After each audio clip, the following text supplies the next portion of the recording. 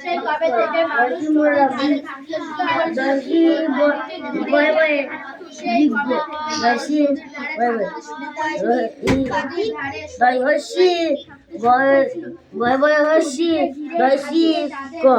হ্যাঁ কি আছে দ্বীপ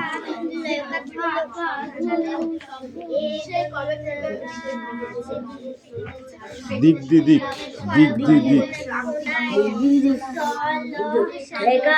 থাকে ও নৌকা কলো শেখা আছে এসেছে কোনা এটা হলো স্ট্যান্ড আপ পড়ো রিডিং করো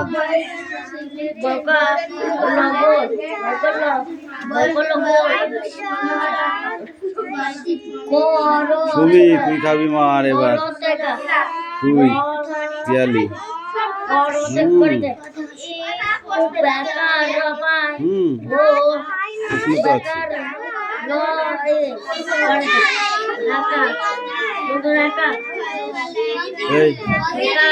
ডাক্তার বাবু ওর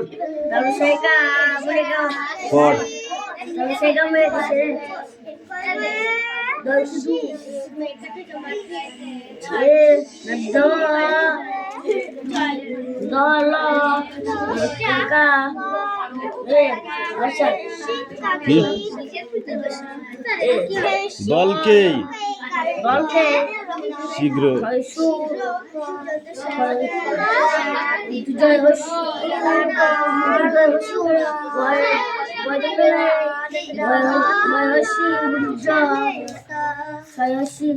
যুগ্ম বিজয়ী ঘোষণা করা হলো একজন আহত হওয়ায় খেলায় বিঘ্ন ঘটেছিল মাঠে চিকিৎসায় থাকায় সে শীঘ্র সেরে ওঠে এই কোশ্চেনগুলো করতে হবে দেখো দিক দিক মানে কি চারিদিক গ্যালারি মানে কি মাঠে বসার জায়গা যুগ্ম মানে দুজন একসাথে বিঘ্ন মানে তাড়াতাড়ি আর বিঘ্ন মানে বাধা আর শীঘ্র মানে তাড়াতাড়ি ঠিক আছে এই ছকটা লিখে দেখাও আর এইটা পড়ে আসবে নাও চলেছে ওই ভাসে ময়ূরপঙ্খী নাও কঙ্কা ওতে চলেছে আকাশে শঙ্খচিল ওরা যাবে মঙ্গলপুর নবীন সঙ্গের মাঠে হবে চড়ুভাতি ওইটা লিখে দেখাও তাড়াতাড়ি তাড়াতাড়ি তাড়াতাড়ি সিট ডাউন হ্যাঁ yes sit down yes sit down যা এই দেবরাজ দেখি কি পড়া আছে তোর স্ট্যান্ড আপ জন্টু চাই কই কি আছে জন্তু সহায়তা দন্ত না একটা শোনা কোথাও লুকিয়ে রেখেছে তারপরে কি বল এই জোরে জোরে বল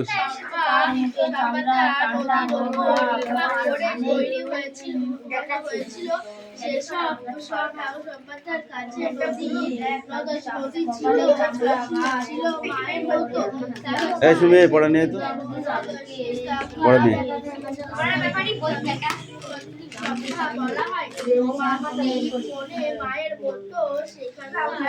স্ট্যান্ড আপ অল বডি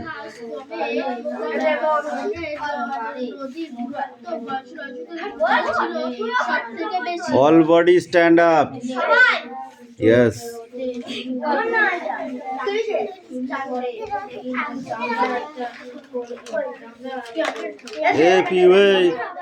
তোকে আলাদা করে নেমন্তন্ন করতে হবে নাকি এই কামিন তাপ তাপ বলতে কি বোঝো এই তুমি বলো তাপ বলতে কি বুঝিস হ্যাঁ খাতায় লিখবি তাপ বলতে কি বুঝিস? গরমটা সেই কবে থেকে মানুষ নদীর ধারে থাকতে শুরু করেছিল। নদীকে ঘিরে তাদের ঠিক করে বলবি না আমি লাঠিটা ধরবো শীতকালে কোনটা? তাপ বলতে কি বুঝিস? সভ্যতা নদীর উপর তাপ বলতে এখানে বোঝা যায় দুটো, অল্প গরম আর বেশি গরম। তাহলে একটা জল নিয়ে যখন পরীক্ষা করবার কথা বলা হয় তখন সেই জলটায় আমরা কি কি লক্ষ্য করে থাকি? ওই দাঁত বের করবি না একদম, পড়ার সময় অত দাঁত বের করা কিসে? বল লাবণী বল। খাতায় লিখে আবার মিলাতে হবে। ইয়েস, বল বল বল বল তাড়াতাড়ি বল। যখন জল নিয়ে আমরা কোনো পরীক্ষা করব, ঠিক আছে, তাপ, জলের তাপ নিয়ে যখন পরীক্ষা করব তখন আমাদের কি কি প্রয়োজন হবে?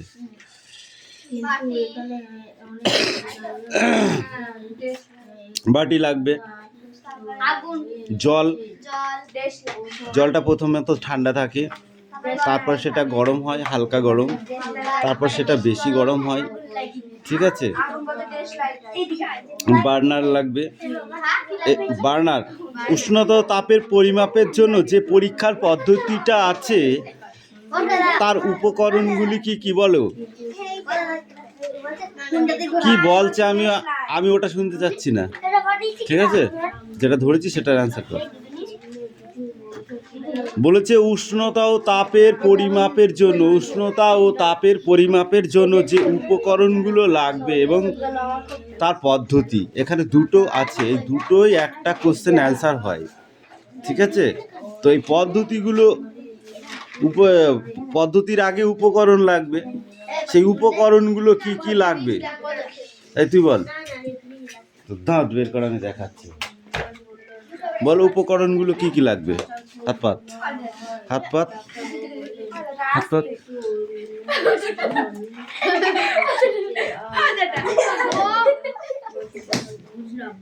হাত পাত, হাত পাত, হাত পাত। তোর টানা, হাত টানতে কেটে বলিস তোকে?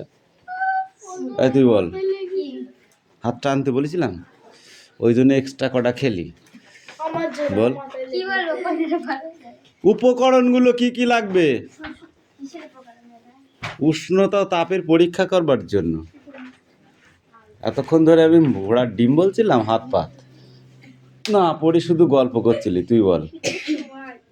মার, মারি হোক, হাত পাত, হাত পাত টানলি জোর, মারের ওয়েট বাড়বি। হাত পাত, হাত পাত, যত হাত টানাটানি করবি তত মারের ওয়েট বাড়বে। কতদিন মার খাসনি, কতদিন মার খাসনি, বাড়ি বসে বসে শুধু চা খেয়েছিস। মারটা খা আজকে, আজকে মারটা খা, আজকে মারটা খা। দাঁড়া,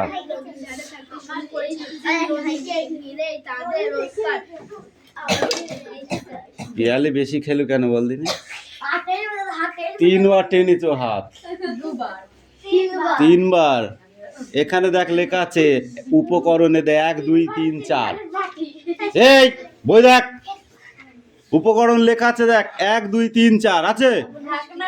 প্রথমে কি আছে? ঢাকনাওয়ালা একটি ছোট কাঁচের শিশি, তারপরে 2 নাম্বার আছে কিছুটা রঙিন জল, 3 নাম্বার হচ্ছে পেনের সরু কালির রিফিল, আর 4 নাম্বার হচ্ছে 1 বাটি গরম জল। এইটুকু বলতে পারলি না? কেমন লাগলো শীতকালে? গরম হয়েছে? এবার আছে পদ্ধতি। এবার পদ্ধতিটা হচ্ছে এই যে 3.5 লাইন আছে। পদ্ধতি কটটুকু আছে? 3.5 লাইন। কি বলেছে এখানে? বলেছে খালি শিশিতে কিছুটা রঙিন জল নাও, জলের পরিমাপ এমন হবে যাতে শিশির মধ্যে বায়ুপূর্ণ স্থানের পরিমাণ বেশি থাকে। মানে কি, রঙিন জলটা নিতে হবে অল্প, শিশিটা যেন খালি থাকে বেশি। ও দেখতে হবে না, ও দেখলে পড়াশোনা হবে না। মনে রাখবি যেন এইটা যেন আর না হয়, ঠিক আছে? মনে রাখবি আমি আর মার খাবো না, আর মার না খেতে হলে পড়া করতে হবে। আর পড়া করলে দেখবি ভবিষ্যতে একদিনকে যখন ওই রেজাল্ট দেবে তখন বুঝতে পারবি যে পড়াশোনা করেছিলাম বলে আজকে আমার ফলটা কেমন হলো। বুঝতে পারলি? রিয়াকে পিটিয়ে এবছর একটুখানি হয়েছে, না পিটালে কেউ মানুষ হবে না, সে তো আমার জানা আছে। বুঝতে পারলে? তারপরে দেখো তাহলে কি হলো, ভালো করে বুঝতে হয়। পড়া যখন বোঝানো হয় না, তখন ভালো করে বুঝলে আর একবার পড়লেই মুখস্থ হয়ে যায়। তাহলে আমার উপকরণগুলো আমি পড়ে নিয়েছি, এবার পদ্ধতি, ওই উপকরণগুলোকে নিয়েই আমাকে পদ্ধতিটা তৈরি করতে হবে। ঠিক আছে? তাহলে কি করবো, একটা শিশির ভিতরে যে রঙিন জলটা যখন নেওয়া হবে, সেই জলটাতে বাকি অংশটা থাকবে ফাঁকা, যে ফাঁকা অংশটা হচ্ছে জলের থেকে বেশি পরিমাণ থাকবে। ঠিক আছে? তাহলে এই যে শিশিটাতে জল নিলাম এতটা, ফাঁকা থাকলে 3 গুণ বেশি থাকলো না? এবার এইটা মনে কর সিপি, তাহলে এই সিপিটাকে বুঝলি, এই যে সিপিটা হচ্ছে রাবারের সিপি। ওকে, এই সিপিটার ভিতর দিয়ে যখন আমরা একটা নল ভরে দেব, ঠিক আছে, শিশির সিপি উড পেনের দুমুখ খোলা ফাঁকা সরু রিফিলের নলটা ঢোকাবার মতো একটু ফাঁক করো। তাহলে কি করতে হবে, সেই যে সিপিটা থাকলো, সিপি মানে রাবারের সিপি, ওটা বুঝলি? তোরা দেখিস নি আগেকারের দিনে হোমিওপ্যাথি ওষুধের শিশি দেখেছিস? ওতে একটা রাবার থাকে, দেখেছিস লাগানো, তুলু ভাব, ওরকম। ওটা বায়ুনিরোধক। ঠিক আছে? ওটার ভিতর দিয়ে যখন তোরা ঢুকাবি ওই রিফিল মানে কি, শীষ পেনের যে কালির শীষ, ওই শীষ, ঠিক আছে, ওর ফাঁকা শীষ, ঠিক আছে, ঢুকাই দিলে তারপরে ওই ফুটো দিয়ে ওই ফাঁকে রিফিলে ঢোকানোর মুখে মার্কার, স্ক্রিপ চিপ আর রিফিলের জোড়ের মুখে লাগাও। মুখে মাখা যে ক্রিম, সেই ক্রিম ওই জোড়ের মুখে লাগাও, ভেজলিন যাকে বলে। ঠিক আছে? লাগানোর পরে ওই মুখে হাত দিয়ে ধরে রাখো, কিছুক্ষণ পরে ছেড়ে দেবে, দেখবে কি হবে, ওই যে লাল যে কালার যে জলটা, সেই জলটা রিফিল দিয়ে উঠে এসেছে। তোরা একটা জিনিস দেখেছিস বুধোর দোকানে, দেখেছিস কি বল দিনি, একটা ঢপে তেল থাকে, একটা সরু পাইপ ওই তেলের ভেতর দেয়, দিয়ে মুখটাকে এরকম চেপে ধরে এরকম করে ঝাঁকি দেয়, দিয়ে এরকম করে ঢেলে দেয়, অটোমেটিক ওই ট্যাঙ্কির জল এই ট্যাঙ্কিতে চলে আসে, ওই ট্যাঙ্কির তেল এই ট্যাঙ্কিতে চলে আসে। দেখেছিস? ঠিক এই পরীক্ষাটা ঠিক ওরকম। বুঝতে পেরেছ? হ্যাঁ, মনে করে পড়ে আসবেন। ধরো এটা ভালো করে পড়বে, এটা পরীক্ষায় আসে, এমনি মারিনি। দেখ এবার তোরা খাবি ওদের মতো। পরে পেজ। নদীমাতৃক সভ্যতা কিভাবে গড়ে উঠেছে বলো? সেটা ওর পরের অংশটা পড়ে আসবি, ওই পৃষ্ঠাটা। হ্যাঁ, ওইটুকু উল্টা বাঁ হাতের ওই পৃষ্ঠাটা, ওইটা বাঁ হাত কোনটা? হ্যাঁ, কবে থেকে মানুষ নদীর ধারে থাকতে শুরু করেছিল, নদী ঘিরে তাদের বেশি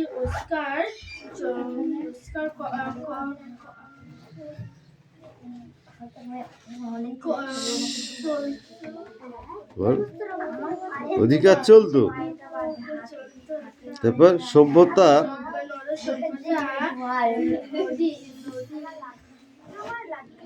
নদীর উপরে নির্ভর করেই তৈরি হয়েছিল। সেই সব সভ্যতার কাছে নদী ছিল মায়ের মতো, তাই সেগুলো নদীমাতৃক সভ্যতা বলা হয়। মাতৃক মানে মায়ের মতো, সেখানেই লোকজনের কাজকর্মে নদীর গুরুত্ব ছিল সব থেকে বেশি। তোরা যখন ছোট ছিলি, সবাই যখন ছোট ছিল, তখন কোথায় বাস করতো? মায়ের কোলে নাকি? তাই তো? যেই কোল থেকে নামাতো সেই ট্যাঁটু শুরু করে দিতিস। তাই কি না? তো মানুষ চিরদিনই শিশু, ঠিক আছে? আর নদী হলো মা। নদীর কূলবর্তী এলাকায় আমরা বসবাস করি, কিন্তু কারণ যেখানে জল আছে সেখানেই সেটাকেই নদী বলা হয়, এবং তার পাশে বসবাস করা হলে সেটাকেই বলা হয় নদীর কূলবর্তী, তাই তো? যেমন আমাদের এলাঙ্গিতে একটা বিল ছিল, দেখ প্রত্যেকটা গ্রামে একটা করে জলাশয় আছে। জলাশয় নেই? এ লাবণী, জলাশয় আছে? জলাশয় মানে কি? যে জায়গায় জল থাকে তাকে জলাশয় বলে, তাই তো? জল আমাদের প্রয়োজন, জল ছাড়া আমরা চলতে এক পাও পারবো না, তাই একে নদীমাতৃক বলা হয়, তাই তো পাখি? এই পেজটা এইটুক, হ্যাঁ সব যোগ আছে নদীর সঙ্গে। আর এই পেজটা এই পর্যন্ত, ঠিক আছে? এটুকু পড়ে আসলেই হবে। Sit down.